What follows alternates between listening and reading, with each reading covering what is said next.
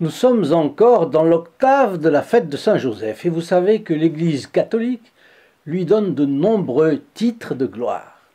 Il est l'époux très chaste de la Sainte Vierge, bien entendu, le protecteur de la Sainte Église, la terreur des démons. Il est aussi le patron de la bonne mort. Et c'est une excellente raison donc pour évoquer son rôle dans ce passage qui fait peur à tous ceux qui ne sont ni menteurs, ni bravaches, ni superficiels.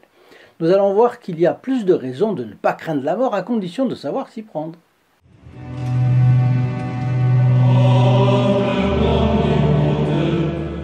Chers amis fidèles du Padre Pio, bonjour, mon nom est Jean Goyard et vous assistez au programme Sur les pas du Padre Pio. Ici, sur cette chaîne, vous avez tout ce qu'il faut savoir sur le Padre Pio et sa vie pleine de miracles, pleine de guérisons.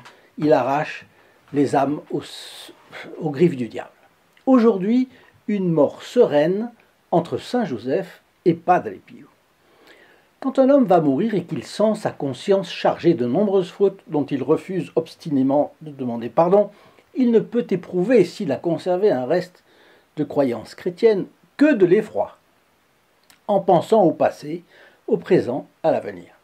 À Saint Joseph, au contraire, cette réflexion n'offre que des sujets de joie et de consolation. Le passé rappelle au pécheur qui va mourir toutes les iniquités qu'il a commises. Semblable au naufragé qui s'accroche désespérément à une planche et qui voit les vagues déferlant avec force contre lui, il entend son âme impénitente lui rappeler ses fautes, lui crier son indignité et les châtiments qui l'attendent. Quelle différence avec l'état d'âme du juste Joseph! C'est la paix la plus complète. Ses pensées, ses désirs, ses actes n'ont tendu que vers le vrai, le beau et le bien. Son dévouement à Jésus et à Marie a été indéfectible. Son regard ne voit dans son passé que des œuvres pleines de droiture, d'amour et d'honneur.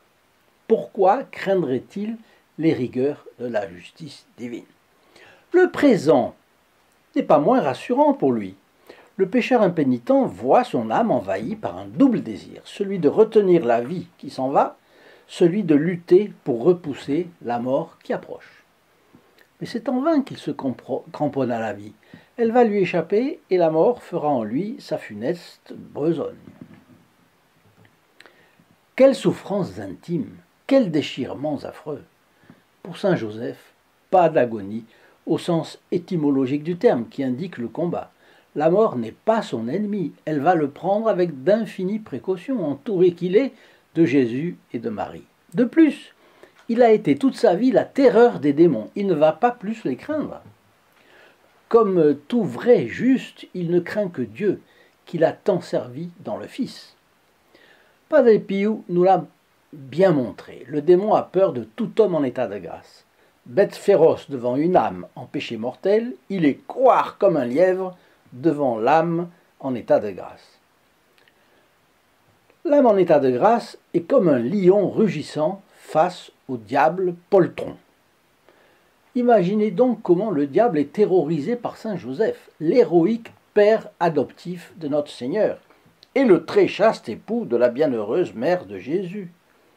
Enfin, pour l'avenir, si triste pour le pécheur, eh bien, il est parfaitement rassurant pour saint Joseph. Celui-ci va en effet rejoindre dans les limbes, lieu de lumière, de rafraîchissement et de paix, les justes qui sont passés sur la terre et qui attendent dans une pleine certitude la béatitude éternelle. Et il apporte à tous ces justes, patriarches, prophètes, martyrs de la justice, je veux dire, saints, la bonne nouvelle de la prochaine rédemption. Et il va pouvoir leur dire, votre Sauveur est sur la terre, je l'ai vu, je l'ai entendu, je l'ai porté dans mes bras. Il a travaillé avec moi, et il est comme ceci, et il est comme cela. Il est dans tout l'éclat de sa divine jeunesse. Il est toutes les vertus, spécialement la bonté et la miséricorde, à côté de la justice et de la puissance. Et comme il ressemble à sa Sainte Mère, là, vous ne pouvez qu'imaginer ce que saint Joseph a raconté sur Notre-Dame. Il a dû être fort disert. Nous ne le saurons qu'au jugement dernier. Alors il meurt avec la certitude de son salut. Il meurt dans les bras de celui qui se dira, et qui est en effet, en vérité, la résurrection et la vie. Il meurt sous le regard de celle que l'Église appellera sa douceur et son espérance. Enfin, on a vu dans l'histoire toutes sortes de personnes défiler derrière un cercueil. Mais qu'est-ce que cela auprès du cortège de Saint Joseph? Jésus, Marie. Le Verbe incarné, la reine du ciel et de la terre. Et puis les saintes femmes qui accompagnaient Notre-Dame. Et puis les cohortes d'anges du paradis venus honorer la dépouille mortelle de celui que la virginité leur a rendu semblable. Ah, que nous voudrions mourir ainsi, n'est-ce pas? C'est pourquoi nous devons nous placer les yeux ouverts et le cœur ferme devant la mort pour nous y préparer.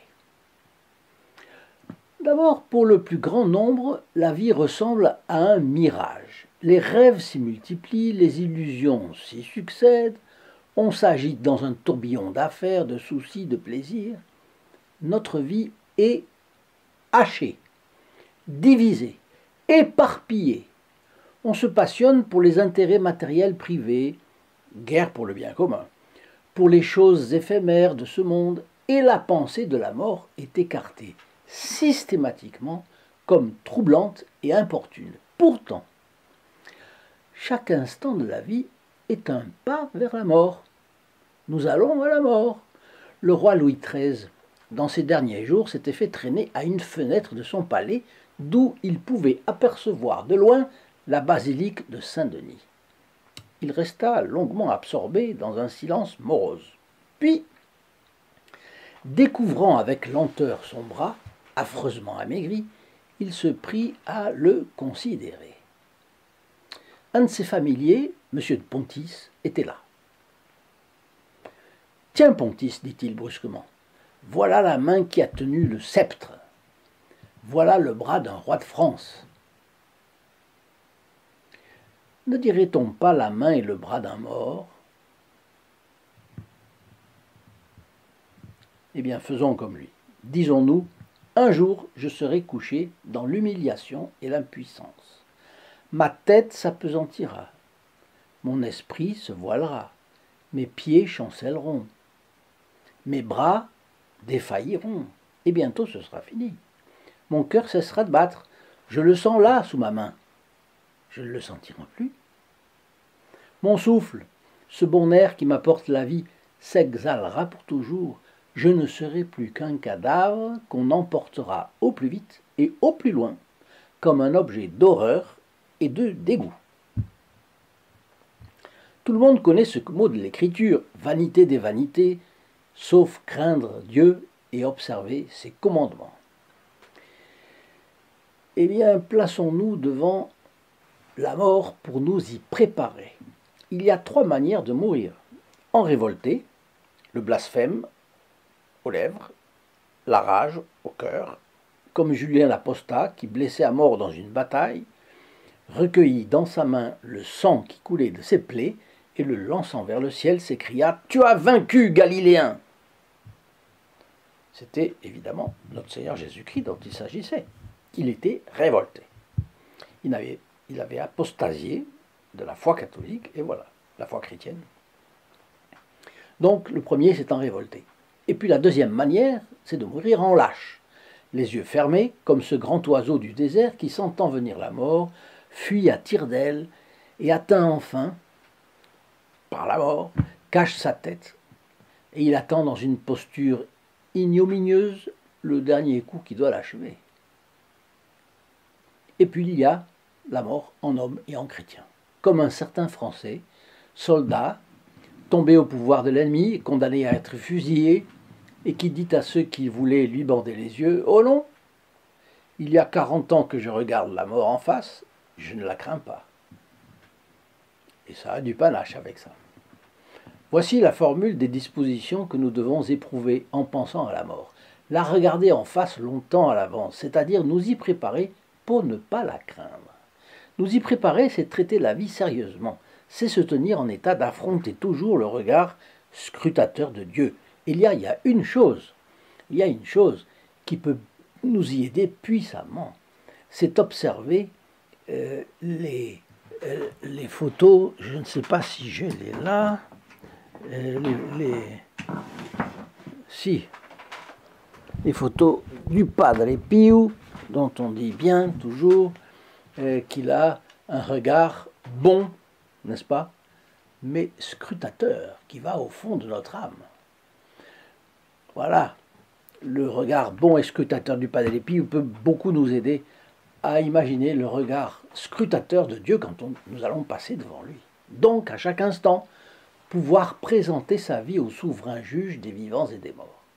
Le condamné marchant à l'échafaud, sauf manque total de sérieux, ne folâtrait pas. Imaginez tous les martyrs, par exemple, la Révolution française. Il songeait à son éternité et consacrait à la préparer les derniers moments qui lui restaient. Nous ressemblons à ce condamné.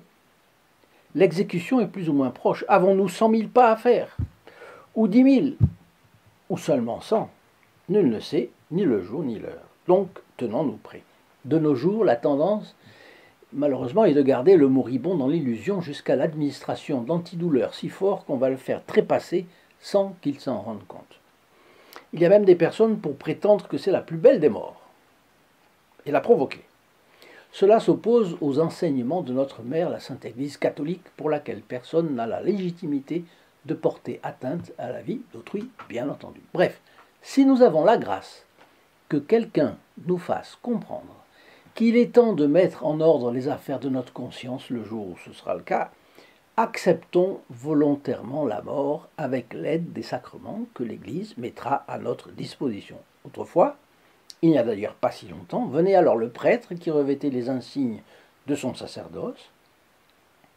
Il récitait des prières empreintes d'une invincible espérance, présentait le crucifix aux lèvres du malade pour le soutien de son âme défaillante, répandait sur ses sens profanés peut-être l'huile sanctifiée par les bénédictions de l'Église, l'huile douce, l'huile onctueuse qui le purifiait des derniers restes de ses fautes. Les lèvres du moribond répétaient « Je remets mon esprit entre vos mains, vous m'avez racheté, Seigneur, Dieu de vérité ».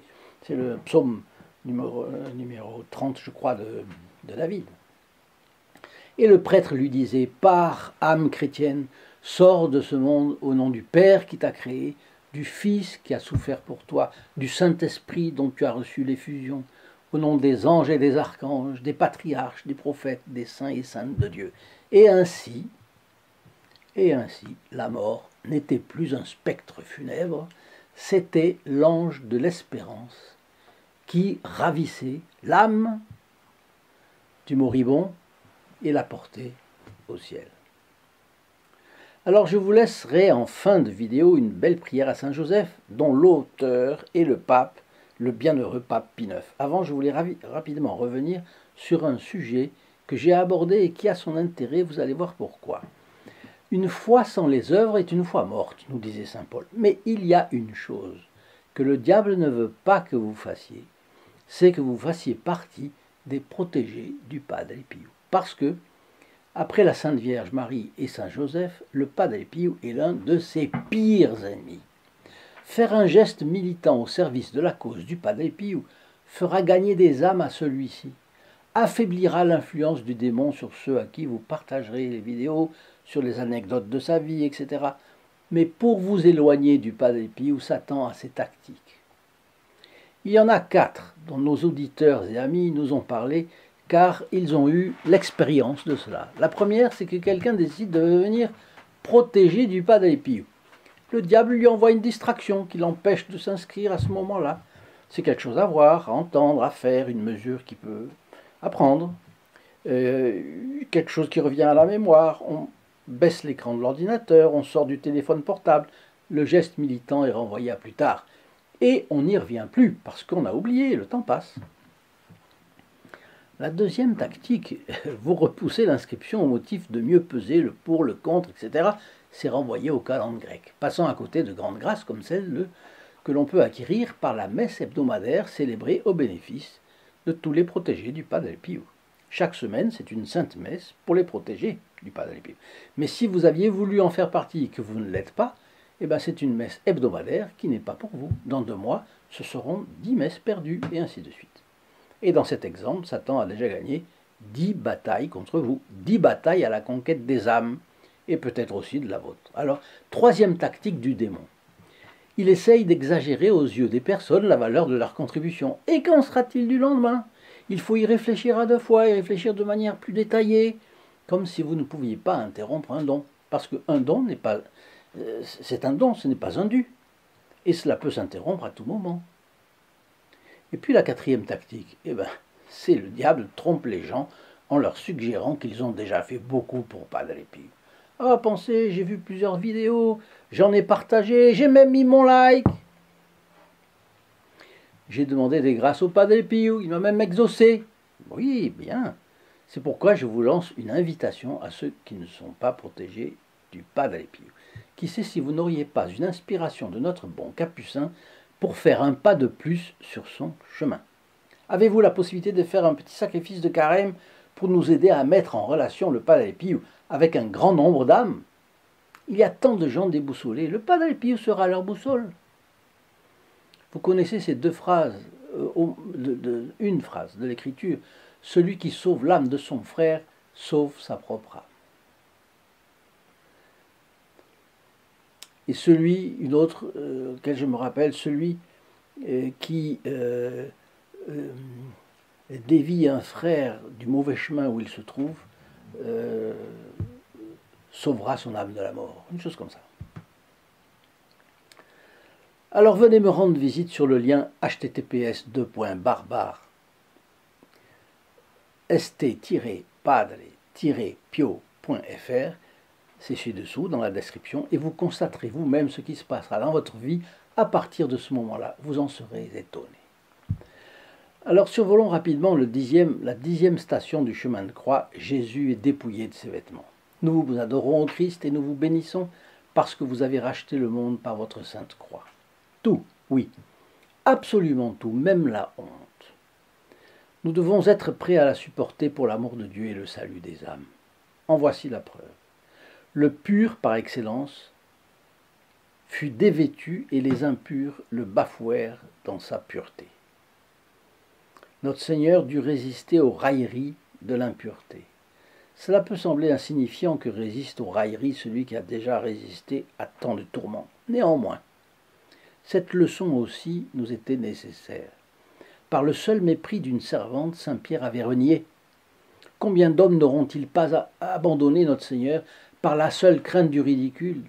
S'il se trouve des hommes qui vont à la guerre et s'exposent aux balles et à la mort de peur d'être traités de lâches, n'est-il pas vrai que certaines personnes ont plus peur d'un rire que de tout? Le divin maître a affronté le ridicule. Il nous a appris que rien n'est ridicule dans la ligne de la vertu et du bien. Apprenez-moi, Seigneur, à refléter en moi la majesté de votre visage et la force de votre persévérance. Quand les impies voudront manier contre moi l'arme du ridicule. Notre Père, je vous salue Marie, gloire au Père. Ayez pitié de nous, Seigneur, ayez pitié de nous, que par la miséricorde de Dieu, les âmes des fidèles reposent en paix, ainsi soit-il.